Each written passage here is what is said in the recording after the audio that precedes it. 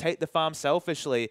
It feels like in this metagame, there's only really enough farm for 2 people to get out there and get the big carry items. And those 2 people, OMG's staff, have obviously decided are Cool and Uzi. Yeah, I feel like in some ways, Uzi entering the lineup is what unintentionally and eventually pushed Loveling and going out, at least for now here. He just demands so much gold as an AD carry that you're right, there's just not enough room on the Rift for 2 big players. And Cool and Uzi are great threats, but OMG still finding their feet. We do jump into our draft for game number 2, where swap sides, of course, as Maokai gets a well-deserved ban there. I was expecting that in game 1, so were you. Didn't happen, but OMG actually going to ban Kalista, as Cool's Cassiopeia also going to get banned. It's just, I think, should always be the case that when a lane is in transition to the top lane especially, ban out the tried and true lane swap 1v1, 1v2, low power, low item ceiling, you know, get a Righteous Glory and it'll all be okay champion like Maokai is in this current meta. Cassiopeia actually seeing the blue side ban. Feels like Xiaohu's not confident on picking him up. He loves the Azir side of things, but when it comes to Cassiopeia, he avoids that like the plague. He does, and Azir is actually banned by OMG on the red side, so a smart adaptation there. Gragas banned away, Rek'Sai banned away, so Sejuani and Nunu, the 2 big junglers left. I mean, again, it's a very standard. It feels like the ban pool has gotten a bit more cemented, so we know that there's 5 or so champions that feel like they're must pick. Probably the biggest one to come through is Alistar, which might be considered as a first pick. I feel like taking Alistar would at least be a blocker pick to the LeBlanc, which has made it through. You don't really want to give Cool LeBlanc. We've already seen Xiaohu struggle a bit on that champion, so I think you take the Alistar and just deal with everything else. Yeah, I mean, again, there's not that much that's open here. We'll see what OMG want to pick up, but RNG, I do like Alistar in general. I think is a great first pick in this sort of situation, but it's Hecarim instead, one of the other popular champions that they'll take. Surprising to see them actually value the Hecarim over the Alistar. I feel like every team... The kind of fun thing about this meta is that every team can have their slight tilt towards one particular priority, but won't feel unhappy if they miss out on 1 or 2 champions. Sivir might go back onto the champion pool. We talked about Uzi moving away from selfish carries. He makes Sivir look like a really big late game threat, and honestly, she can be, depending on the comp, very strong competitive AD carry lane here if they do opt in for Sivir and Alistar. Well, Alistar is locked in, but I think Sivir's a fine choice for Uzi as well.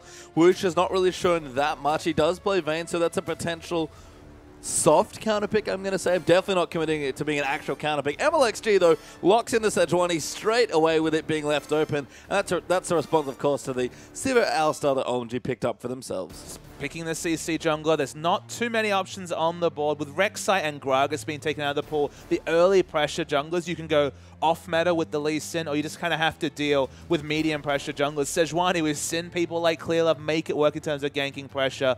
But we all know the potential of the late game Sejuani, so it's a good investment pick. And they actually go for the Morgana as well. We've seen Morgana mid come out a little bit from some teams, QG in particular, but it's probably going to be a support pick for late. Yeah, I love it against Alistar as well. Just stopping that combo in its tracks as best you can.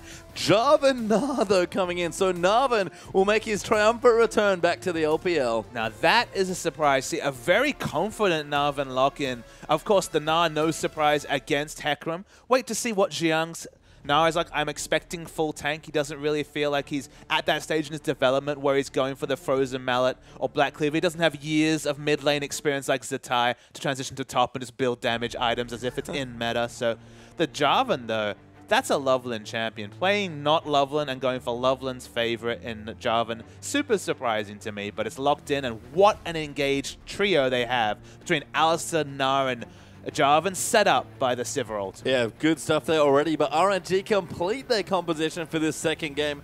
Lucian locked in there for Wish. That's been the common counter pick today against the Sivir. Makes sense. And Lulu there for Xiaohu, I have to assume, although they do have some flexibility. It's going to be Lulu coming through from Xiaohu. I'm really impressed by his Lulu the last 2 times I've seen it, both in the promotion tournament and last week. He is capable of carry performance. He's able to really pressure what are usually even matchups. I believe it was actually the Orianna matchup. My mind could be playing tricks on me last week, but was able to pressure, control the Orianna, even almost open up kill pressure on what is usually a farm matchup. And then when we get into the team fight phase, whoever's getting the wild growth, whether it's going to be MLXG on the Sejuani or the Hecarim for the massive wombo engage, there's a lot of damage potentially coming from top. And if they can get this Hecarim going, I do like what RNG have been able to put together. Well, OMG have a very clear plan on the other side there, and It is all Wombo all the time. Nervin was not enough, apparently. Neither was the L-Star with the Civitar title together.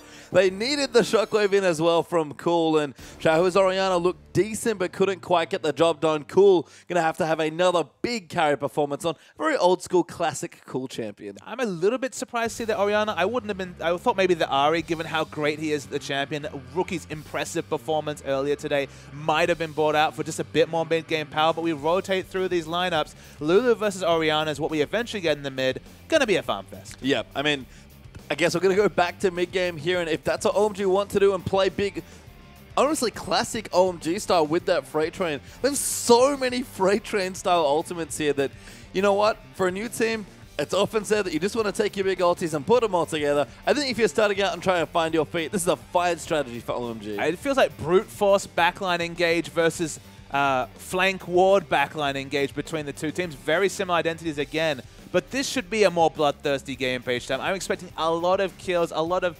exciting, sometimes sloppy, but always exciting team fights between the two. And I think it'll be much the same win condition of whoever can get ahead. If Hecarim can get big, Hecarim versus Na, we've seen both sides of that matchup tonight. Can Jiang actually build the damage, or will it not be a factor if they play around this Hecarim? Well, let's find out soon. We're about to get into our final game.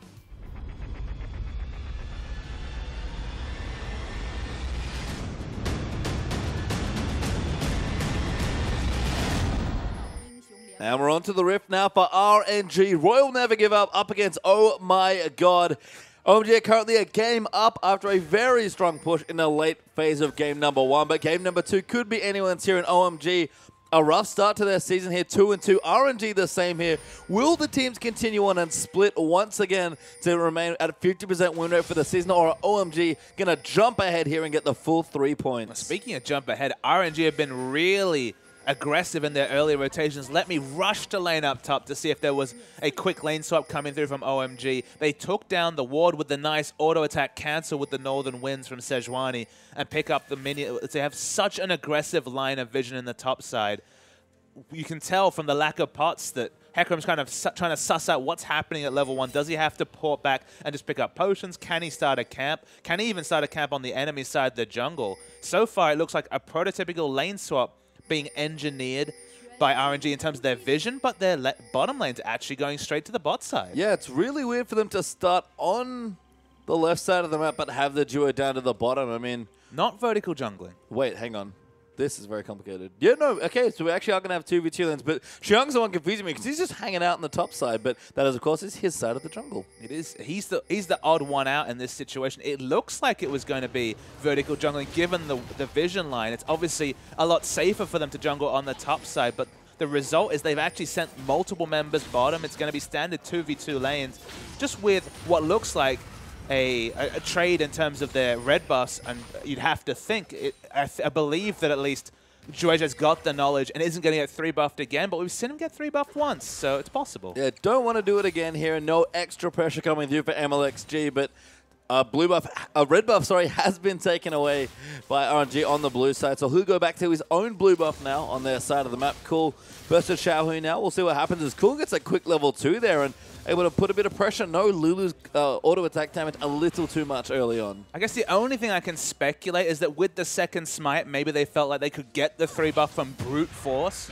Jarvan picks up the Scuttle Crab. Will he visit bot or take the enemy red buff? That's the question we don't know the answer to. Yeah, he's at Dragon right now, puts a ward down, but does not walk over to the buff, so Shui might be 2 for 2 on the 3 buff. That is not how you want to start your games. Yeah, Shueishui's getting bodied. After the first game, it feels like he's just intimidated by MLXG.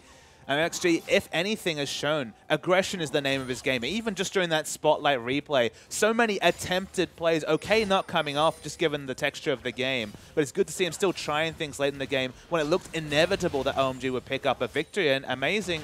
So Dre in this situation gets 3 buff. He just goes back and got his Trailblazer, but he is going to return to an empty, desolate jungle here. This almost feels like a mind game like you've mentioned here, because they had 2 people bottom. I think it would have been perfectly safe, but Shui just assumes that the buff is up. But we know, and maybe he doesn't, that that's not the case. Is Xiang and Let Me going to trade here? MLXG will go back and get his Trailblazer up as well. But OMG's new jungler is going to be very, very sad. You just won't see MLXG or RNG try this against junglers they respect or junglers that they fear. I feel like this has to be playing upon the new member to the LPL, playing upon the new jungler. You would not do this to Loveland, I don't think. He did not consistently get 3 buff, maybe once or twice throughout the course of the LPL spring.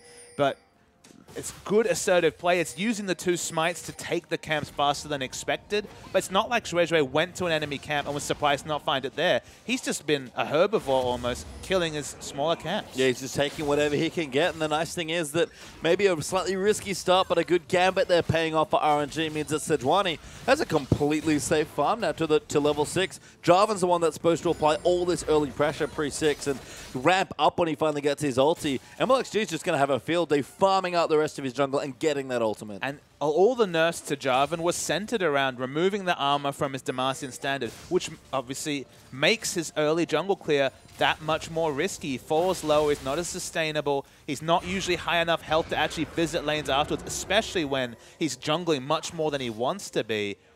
Credit to RNG. Their early game in both of the games of this set has been excellent. Yeah, but Woosh taking a good trade there as Uzi just weaving in the autos there after amazing his combos. They're doing a nice job keeping things up. Amazing keeping Uzi healthy there as well. And it's a slim CS lead, but a CS lead nonetheless for Uzi. Zhuezhui is on the Jarvans, who does have good gank pressure onto the no-flash Hecarim. Level 4, so he's kept competitive in levels. Yeah, they're diving the bottom lane. Amazing's level 4, but he eats a binding, and first blood is going to go to Woosh in a very interesting fashion. Yeah, he just went for the turret dive and got screwed over completely by the binding. Excellent mechanical play from Lei, doing his best Mako impression with the sniper binding, and Amazing just looks silly bound under the turret. Must have been a miscountdown of the cooldown of that binding there, because Alsa just ate it right in the face, and OMG couldn't clean up the kill. They got close. It was... I like the idea there that the aggression is something I like from OMG's dual lanes in general. Whoever Uzi happens to be partnered with, but a misstep there. Goes a bit full looper on that play, and that is first blood to Lucian. Never want to go full looper. No, not after that last time. As Uzi going to clear out some waves as best he can 1v2, but with the spell shield, he should be just safe, and Amazing returning to lane fairly quickly as well. So whatever happens this game, I feel like the scouting report from OMG is so straightforward. It's centered around get on top of this jungler early, because he does allow himself to fall into situations that shouldn't be happening at this level of play, and just basically abuse the new members, specifically Zhuezhui and Amazing seem to be the members that are exploitable on the lineup. Just, again, a mistiming issue. I didn't even consider it or encapsulate it in that point. But if you know the binding cooldown, which is very standard public information, you just play around windows in that situation. He didn't do it. His flash was already down. So that was the one piece of information that was critical between a successful turret dive and a failed one, and it was taken advantage of. OMG have vision of all the movements between them. Lei takes a nice burst of damage. Yeah, from really Uzi. nice boomerang blades. I've noted this about Def before, but all of the best Sivir players always punish you when you hug terrain, because you just throw it against the wall and all of a sudden can't really juke into the wall. And I get both sides, and it's very significant, especially if it's exclusively on one target. Don't get the damage drop-off as if it's on a minion wave. Xiaohu's causing good pressure in mid, but it feels like in trying to push the lane in, he's been giving up, just missing CS, as is inevitable, and now 9 CS behind Cool. Yep, Uzi eats a turret shot there as well, and MLXG's forced to rotate down to the bottom lane to keep it safe, but he'll clear out what CS he can. Level 5 right now on the Sejuani, so getting close to that critical level 6. Cool doing fine in the mid lane as well, leading in CS ever so slightly and just trying to keep the wave under his control. And Cool, we talk about it, especially in this team composition, he probably needs to have another big performance. Not quite Pentakill Cassiopeia 1000 AP level, but gonna have to make good on the Orianna. Again, if it scales up to late, probably gonna favor RNG when they have this Hecarim versus Na matchup. Credit to Xiang is actually going against the grain and is gonna be the frozen mallet. We'd have to assume from the early pickaxe, not really another natural itemization choice for a Na to build into.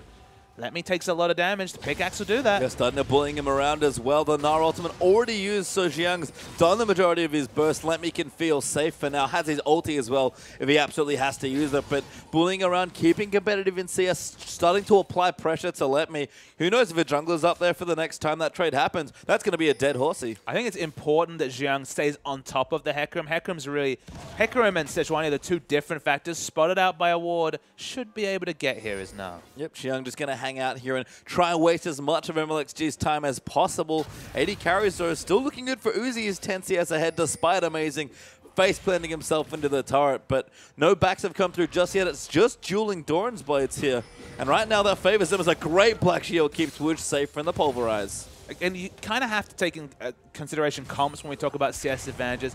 They've actually been able to get pink ward advantage in the neutral areas, both on the top and the bottom of the map, against the Jarvan jungle. Usually you'd expect Jarvan to be the one creating all the chaos between lanes, but because Sejuani and Hecarim got so far ahead of him early game, these weak lanes are doing competitive, and that's all RNG want. They're happy to scale into late game. Yeah, nice initiation again onto Lei. Ultimate's up now as well for everyone in the bottom side, so Uzi and Amazing feel confident to try and bully them around.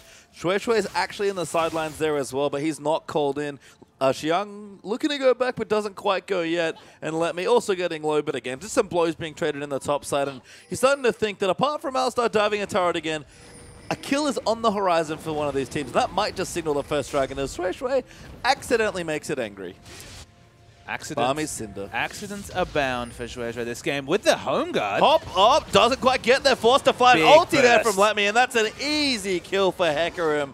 Nice ward placement gives Hecarim a kill. Very well played. And I hate to say it, but rookie mistake from a new top laner, not respecting the home guard build. Remember, the home guard was completed and in full vision before all this happened. Went back, got a longsword, found his flank ward, and Na's dead. I mean, OMG going to try and trade it for a dragon. RNG, no vision on that particular objective, so cool. Going to come in there, help out his jungler, make sure they can take it out, and with enough pressure that Uzi's putting on in the bottom lane with Amazing, that's an easy takeaway for OMG. Solo kill for a Hecarim in a difficult lane when the Gnar is building for lane, working towards a Frozen Mount with early pickaxe.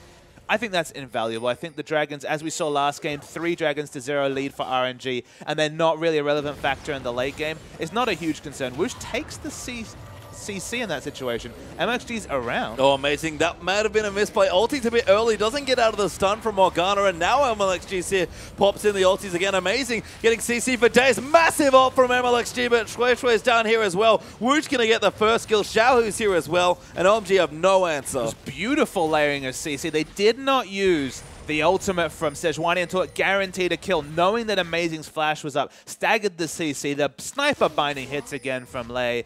Very good team fight and pick coming through from RNG. And cool again, looking good in his lane, starting to get a lead, working towards his Charles. Actually just goes back and finishes it, so 11.5 minutes in. That's a good clip for that item.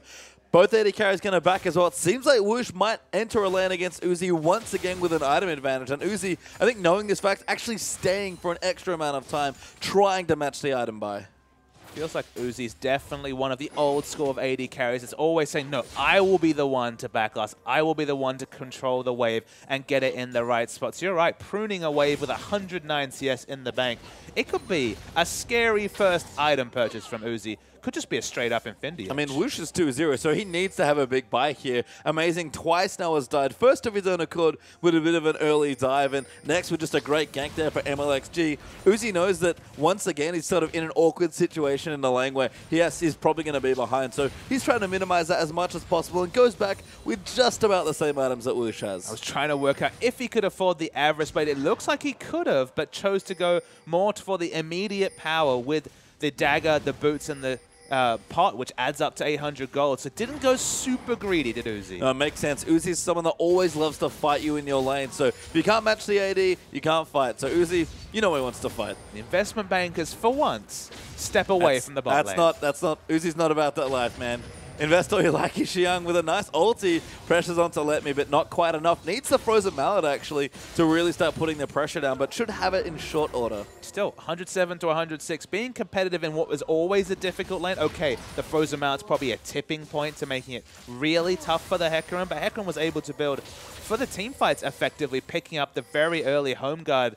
Obviously, the Ninja Tabi portion great for lane, but the home guard more for the team fights, and what ended up being a solo kill for him. And now the Phage has built a bit of everything. Hasn't completed either the Cinderhulk or what we expect will be the Trinity Force, but has a lot of power in his early buys. I mean, I guess that's what he wanted his longsword for, but I do like it, actually. I think he expects to be challenged by Xiang in the lane, who's now going to go... Nope, he's tricked me. He's not going back just yet here, but Hecarim's looking good. Even if he wants to enter a skirmish with a teleport as well. He actually does have the home guard up as well, so it's sort of hedging your bets in a lot of ways, but he's felt comfortable with his early CS in the lane. He's just sort of doing a bit of everything, which is perfectly acceptable at this stage of the game. Amusingly, to me, it's almost the poorest man's 3-item power spike on Hecarim. He's got the Skirmisher's Saber, no Cinderhulk. He's got the Phage, certainly no Trinity Force. He does have the home guard boots, but for 13 minutes 50, he's very flexible. He can team fight with that home guard boot enchantment. He can do a lot of different things, and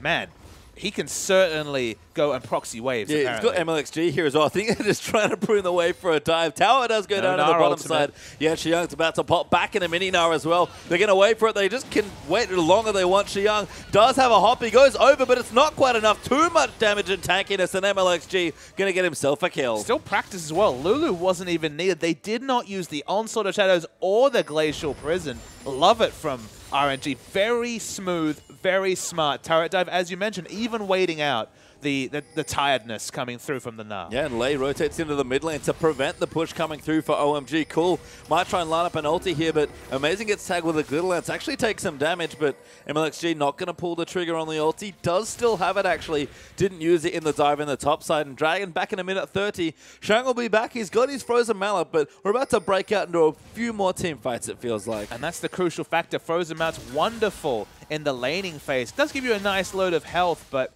unless you're in Mega Gnar form, unless you transform at the right point and you get those extra resistances, you're not that tanky in a team fight. You can definitely misplay if you build for lane and then team fight at not the highest point of power. So Hecarim with Home Guard, a lot more playmaking potential than just a Frozen Mallet Gnar, unless basically everything lines up. So let's see how the shot calling is to play around the Gnar bar with a carry build coming out from a new top laner like Xiang. As we pop down to the bottom lane though, Uzi doing a nice job keeping this wave in a good spot, bullying Whoosh out actually now in the matchup, so able to leverage some of that experience and aggression in the 1v1 situation. Clears out the wave, knows Dragon's up soon, trying to create a bit of space, but he needs to complete a back. He's going to go now. That's about as minimal time as he can give himself to make sure he gets there, but probably crucially, Whoosh, who's now going back, will not be there in time. It's always kind of, when it comes to back timers, it's how much can you get punished. With Sejuani not out of the base, with no double sightstone, with the wards not down, it doesn't feel like RNG can get decisive wards and punish Uzi for being out of position and showing up to Dragon late. So it's probably fine, but it's always situational. You want to realistically be shopped and ready to go 30 seconds before a Dragon so you can get position on warding, but should not be punished in this particular case. No, and actually both AD carries get their shops in time, so misspoke slightly there, but they've got the same items coming through. A couple of extra consumables there for Whoosh means that RNG are going to get themselves confidently on top of the Dragon. And spot it out. Yeah, a bit of vision there, but not enough, and OMG will not commit to getting their second Dragon. They'll give one away to RNG. Just an answering Dragon, so no big skin off the back of OMG. Uzi just wants to get as much experience down bottom as possible. Does he get hit by the gold? It doesn't look like. No, I think he actually snuck out from under the tormented soil, trying to hide in a brush once again. And Uzi, Infinity Edge on the Sivir, always feels confident when he hits his power spikes. And even matching the Lucian here, I think he'll be just fine in any sort of 1v1. And Amazing rejoining him as well means that they can continue pressuring on the bottom side. Speaking of pressure, Zhuezhui feeling the pressure, a level behind MLXG. Not sure how the experience bar is on MLXG. And Xiaohu's just been pressuring mid. Again, he's been consistently down in CS, which in the late game, one massive shockwave comes up, and that might be a big issue. Teleport's coming in. Yeah, actually, Falemi catches Uzi there. MLXG right on top of him. Good ult comes in, and Xiaohu takes him out, and Amazing. That ult will wear off soon. Gets Polymorph now. The ultimate wears off, and Xiaohu grabs the double. Okay, but what do they get out? Remember, they did not need teleport to pick up the Dragon. Now they teleport for 2 kills. Are they just going to go back to the laning phase? All their lanes are pushed up. A teleport being used for just 2 kills and going to lose an objective from this? Not ideal from RNG. No, not enough. And Xiang's going to take out this turret. Headbutts it a couple of times with the big spiky horns and is able to take it out on the top side. So OMG actually 2 turrets to nothing right now. RNG for all their kills, and they've got 6 of them right now. They're 1,000 gold ahead, but those objectives they are wanting right now as Zhuezhui pops into the mid to clean them out. Overextending for kills, not a good thing for RNG here. So now there's a window. Next Dragon comes up. There should be about 40 seconds where Hecarim does not have his teleport available, so maybe Xiang will be able to really juggle that Gnar bar and get a rotation around. They get an answering turret, so at least they don't lose an objective in the trade, but crucially they don't gain one. And whenever we see things like teleports, we look for objectives gained. Speaking of matching teleports. Yeah, Xiang's come in. He's actually mini now, and the Frozen Mallet means Delay Frozen Mallet. having a really awful time here. Wallop very nicely and timed. they even Cool give the gets kill after Cool. Yeah, nice wonder down there. Cool collects his well-deserved kill there, walking from mid lane to the bottom lane. Well done there, Orianna. Is OMG, same story, unfortunately for them. No objectives, I guess, that they can easily take, and Letme's going to enter the top lane. So all these trades, a lot of teleports for kills, but objectives, all the other team takes away. I guess we shouldn't be surprised that two teams at the same stage of development make two questionable teleport plays. I mean, both of them get a successful kill out of them, but again, don't trade for objectives. You just see the Frozen Mallet now, and when it's really put to good use, remember there's also further CC with the Boomerang Toss and the Hyper, you just feel bad. Oh, they found Hecarim as well. Amazing's also in the top side. Ulti not there for Letme. Gonna get CC'd forever by Alistar, and Cool, once again, walks from mid lane to collect his kill. But why was Letme there? There was no reason whatsoever to be in the enemy jungle. I guess he was trying to check out red buff. It does feel at 90 minutes, it's around the time that red buff would be spawning, but you don't need to be there. And this Frozen Mallet has already really paid itself off. 2 picks uniquely because of the Frozen Mallet. I mean, it's just so annoying. Because it's so much CC between just the auto attacks and then the Q comes through, the hyper procs, you're moving faster. It's just the worst feeling. It is. I mean, Na's so sticky in general in either form, especially mini Na, but with a Frozen Mallet, it just compounds upon that factor. And I think it's one of the cool things about Frozen Mallet that's maybe something we'll learn a bit more as people build the item, especially on Na on the top side. In pick situations like that, it's so good at actually either getting you a pick or aiding to make sure you can collect the kill. And an item that's been unchanged in, what, 4 years? Maybe the build path has slightly changed, but basically been completely unchanged. It's probably no irony that the last time we saw it in competitive play was, what, the Rain Man playing it on Frozen Mallet Teemo, and then a champion that has at least 50% of the time, or whatever the uptime is of Minina, a very same playstyle, uses it very effectively. Makes a lot of sense as MLXG gets shielded, but tanks a couple of turret hits there. RNG, though, going to go in for the turret. Finding her landing onto Cool, actually, so he'll zone him off and Letme gonna dive in on the Hecarim, but Xiang, beautiful Narbar usage there, and he's just diving and looking for an ulti. Finds it onto Lei and Xiao, who they're gonna CC them forever, and Cool gets himself another Cool. Amazing jumping in. Beautiful team fight here from OMG. Whoosh trying to kite away, does not get the kill with the Orianna ball there, and Shui Shui flash Q there to secure the 4th, and OMG a big wipe there, 4 kills for nothing. Really peculiar engage. Who's gonna be doing the consistent damage? I guess it's because Letme just finished the Trinity Force, but it didn't feel like everyone was on the same regard. Even if Xiaohu, MLXG, and Letme dive aggressively into the backline, they're just not really going to have the damage, and Lucian was struggling at the back, and OMG get a free start onto the Baron. Yeah, free start's the right word there. Is that getting a little bit low in the situation? It's but only Baron, Morgana. They've got too much. It's only Morgana. Hey man, Baron does a lot of damage! They did get the Baron, but nah, he did not live. No, Xiang just died. I mean, I don't know what to tell you. Mini Na, not very tanky. Hasn't really quite made tank items yet. Maybe didn't walk out of the AoE there. It's okay. He'll be back next time. Not much to say about that. That was Looper tier. Full Looper. Full Looper tier when it comes to Baron juggling, I guess, Looper. coming through from Xiang. Yeah, Looper probably, I mean, like, he's got that really shiny trophy to look at from the season 2014 World Championships, but not a lot of glory in the LPL so far. Not yet, at least. Still got a season to go here on M3, but that's 3 full Looper moments that we've had already. 2 actually in this series, so looking good so far on the Looper count. That's 3. Yeah. 3 and 4 matches is probably not that bad. It's getting late, it is. Even in China. Even in China, that's true as well. As Grump, will go to Shui. Shui manages to smite that away. Dragon up in 12 seconds is probably the next big thing to look at, and Cool just quietly collecting those free kills, the Meals on Wheels, delivering him some some much needed kills for himself. Level 14, Death Cap done. Void Stuff almost completed there as well. OMG are ready to fight, Papa Smithy. Absolutely, and with the ball on someone like Alistar, an excellent ball carrier, they have a lot of flexible options between Jarvan and Alistar for ball carriers. We never really talked about ball carriers, but now that we've glossed over a 303, 216 CS Orianna that's pushing towards level 16 and a Void Staff to go with the Death Cap Athenes, going to become a relevant statistic because a lot of these members, there's no Aegis completed here, so people are going to explode. I mean, for all the team fight that OMG have, they need to use it when it matters, and the mid-game is where they really shine with this composition. Xiang's not even going to join them for the Dragon because it's so secure there for OMG, and that's 2 now. now. Maybe you wish it was 3, but a real win condition available now as that second dragon comes online. I was just commenting on the fact that there's no Aegis. There's no magic resist at all, Pastry Time. The approach that RNG is taking, and honestly, given how quiet it was for the first 20 minutes, probably not a bad one, was let's kill Orianna and then deal with the other 4 physical damage members. So you just stack armor and just kill Orianna.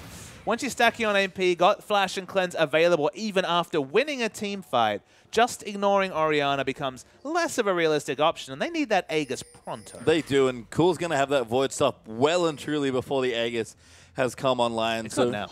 Oh, well, that's not... Oh, Void Stuff, yes, that's good. So I was like, Aegis, really? No, Void Stuff there for Cool.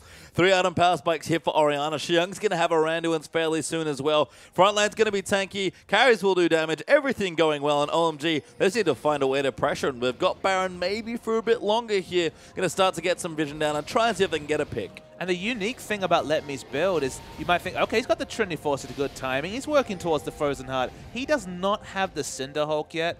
I mean, I can kind of understand it with the Cinderhulk nerfs coming through that maybe the priority isn't as high, but it's still really strong for 4 seconds, so I don't know about ignoring it. Diving MLXG there. Jarvan just dunks in there with a Cataclysm, but Ulti's going to find him. Great shockwave from Cool, gets the kill onto Morgana. Lulu's going to fall down there as well. Wooch channels his ulti, but amazing. Just going to eat it and say thank you very much. And OMG going to take a turret. A teleport I can see from Hecarim is going to be very optimistic, but Let Me might just ulti into his own death. Oh, he finds Cool, takes out the kill. Replay. Instant replay, and Uzi has to run away there as well. But Xiang's almost got the full Naba, throws him out threatening, and a 2-for-1 trade plus a tower for OMG. And look, he's got a lot of damage. He's got good cooldown reduction coming through from the Frozen Heart. Still no magic resist, and he wants to kill Uzi. Oh, Uzi is dead, maybe. Yep, there's Woosh coming in to clean it out as Let Me able to take out the kill. That's a good trade, honestly, for RNG. Sure, losing the turret, not the greatest thing, but OMG needs to be a bit more concerted in their efforts to push through and win this game. Well, I mentioned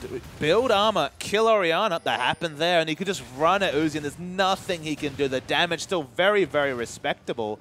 Let's see if they can get any sort of objectives, because breaking the base is certainly not going to happen. No, going to look for a rotation. Let Me, couple tower hits being tanked up there. That was 5. Yep, Jarvan fancies an ulti actually, but Let Me still pretty tanky despite the Cinderhulk, so Frozen Heart doing well there. Blue buff will go over to MLXG there as well, so a good round of objectives cleaned up there for RNG. But OMG, again, still on the front foot. Got a decent gold lead here, about 3,000 gold, but that's actually much less than I thought it was going to be. One assertive Baron later, and OMG haven't really done anything with it. No, they didn't break the base. That's what we always talk about. We really want to see teams breaking the base. They'd won a team fight before, so we thought with the Baron buff, go and break the base. Certainly hasn't happened in this situation. And this horse is getting big. And will he be checked in the late game? Will the shockwave hit or will it not? It's such an exciting ultimate as a caster because it has so many permutations. And Orianna as a champion, that ball control, will trust Cool can stay on top of it. He's played a lot of Orianna in his career. But if he has all the gold, and to be honest, on this team he does when it comes to big carry items, he either makes the most of it or he doesn't. A lot of the fates, as is always the case with OMG, lie with Cool. Yep, Cool's KDA right now looking good for another carry performance, but needs to hit level 16. He'll be there relatively soon. OMG might be waiting for the next big objective to come up as far as fight points go, so Baron up in 130 might be what they're looking to next. Again, things have slowed down because OMG just couldn't find enough momentum to get the game to a point where they could easily close it out by breaking that base. And RNG sticking themselves in it, looking to gear up for some team fights. Again, I looked up at the gold and was surprised they are not that far behind. And we're waiting for tipping points like the Aegis we've discussed a few times. Sejuani is only going to get more powerful. Both this top side, both the jungler and top lane are going to hyperscale into the late game. Xiang's not going to be, I mean, a scrub or anything in the late game, but Jarvan especially is going to start to fall off. Only really going to be useful for the CC. As you can tell, just building into the Randuin is going to be generally tanky. So they do have, he's going to be a good ball carrier, but the reliable team fights, when Hecarim Sejuani get big and get moving, Whimsy coming through from Lulu, we already saw a carry Sejuani performance coming out from Swift from QG. The same potential is here. It's not a free farm Sejuani, but as the game gets later, the items start stacking up. Good rotation, though, from OMG. Going to pressure out this tier 2 turret. Hecarim does go back early. He's pushed out the minion wave. OMG look to get this tower here. Shui eats a binding, but he's fairly tanky. But Let Me, level 16 right now on the Hecarim. Fairly tanky with the Trinity Force up. He is very threatening. MLXG's been poked out a little bit. We're just waiting to see what's going to happen. from this particular station. No, actually still very, very healthy, so they're looking to see whether they hit a fight. There's a binding on Jiang, but he's tanky. Yeah, he's mini now as well, though. Maybe needs to build it. The rage does go in. Amazing, going to dive straight through. MLXG, little too deep, goes in. An amazing three-man pulverize. Massive shockwave for Cool. Gets the kills. Let me going to go down. Amazing still alive. Whoosh is going to get the answering kill onto Uzi once again, but Cool cleans up a triple and a 5-for-1 win. And why do I ever question Cool? Of course he's going to hit a 3-4-man shockwave under turret. I thought amazing. Okay, man, pull out. You're going too deep. But when you're a ball carrier like that, excellently played. They will break the base here. Will they be able to take the victory? Maybe not. But it's starting to look like an inevitable one for OMG. And hilariously, another big moment for Cool. He comes up massive in a team fight, and Uzi is the only one to die. Uzi's just not Uzi's series, but honestly, if OMG pocket 3 points, there's another series, another day where Uzi will pull off a carry performance. We've said it a couple of times this split already, but form is temporary, class is permanent, and Cool's turning back the clock with a really, really good performance in both games today. Yeah, Cool looking good. I guess it's like a meta thing as far as LPL goes. The big moments for Uzi last season in spring, or when Cool was actually fighting alongside him, kind of as an extra peel, and they would just tandem attack people with their frontline going and leveling, and their support as well, honestly, just creating chaos around the area. I feel like Amazing especially has to step into his role of babysitting Uzi, because Uzi's like individual technical ability aside, he is someone that needs a support that can play with him and his style specifically. So OMG, I'm curious to see that synergy build back up with another new support here for Uzi, because if it starts to click, Uzi won't be dying in this team fight. He'll just be another big carry for his team. But I guess the big question is, if you win this series 2-0, do you need to go full Starhorn Royal Cup and really tailor your comps around Uzi? We're going to see a replay, notable towards the end. Bit of a weird engage and then a weird glacial prison. It only really goes onto the tank front line. Amazing finally picks up the ball, and here we go. Triple shockwave obliterates everyone in this front line, including the Hecarim. Only Whoosh alive. Of course, to complete the narrative, Uzi has to die. And OMG back away, but there's another teleport. Yeah, let me coming in, but he's only onto Shui. MLXG trying to line it up. Cool though, good ball positioning, but Uzi is late to the party.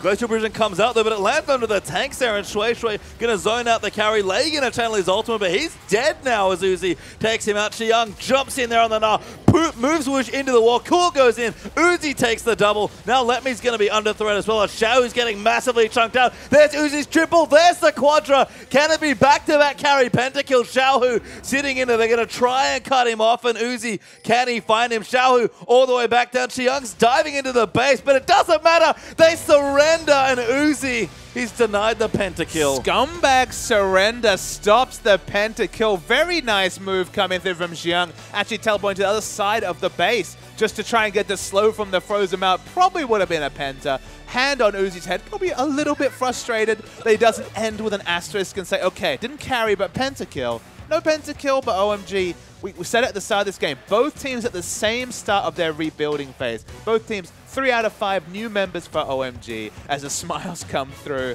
and it can only assume mouthing about something about pentakill. I don't think it matters. Uzi just always looks, whether he wins or loses, just like the happiest player in the world. Again, but both teams... At least recently. At least it's been a happy season for Uzi, and he'll be happy for the 3 points. OMG and RNG both at the same stages of their rebuilding, and OMG, we mentioned